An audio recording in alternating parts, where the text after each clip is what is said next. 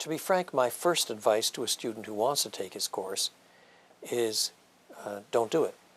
Not because I'm afraid of Ehrman, but because the material is so one-sided that unless you do an awful lot of work, you won't get any balanced sources or evaluation or the like. And most students are simply not equipped to handle one-sidedness all the time without becoming one-sided themselves. But if you're going to take the course, then there are really some things that you ought to do.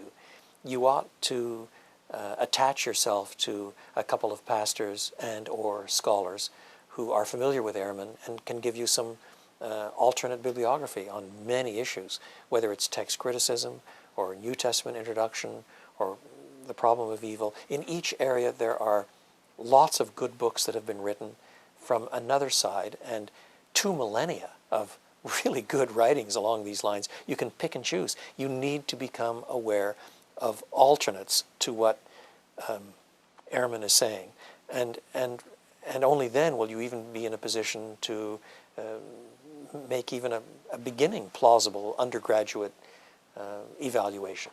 So if you're told, for example, that the earliest church was highly diverse in its beliefs and then gradually narrowed down, then you need a book like Craig Evans' Fabricating Jesus, or some of the work of Darrell Bock. You really have to become familiar with such issues.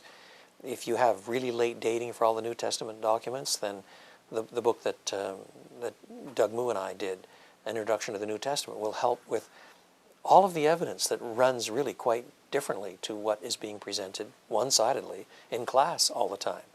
And if you're completely swamped by the problem of evil, nowadays there are a lot of good books out there that can be of help.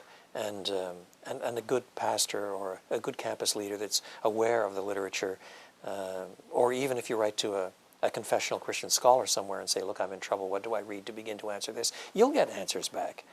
That means that if you're going to take the course and not get swamped by it, the most important thing to do is count on spending 2 or 3 times more on this course than you will for any other course. And with that extra time, you start reading alternates.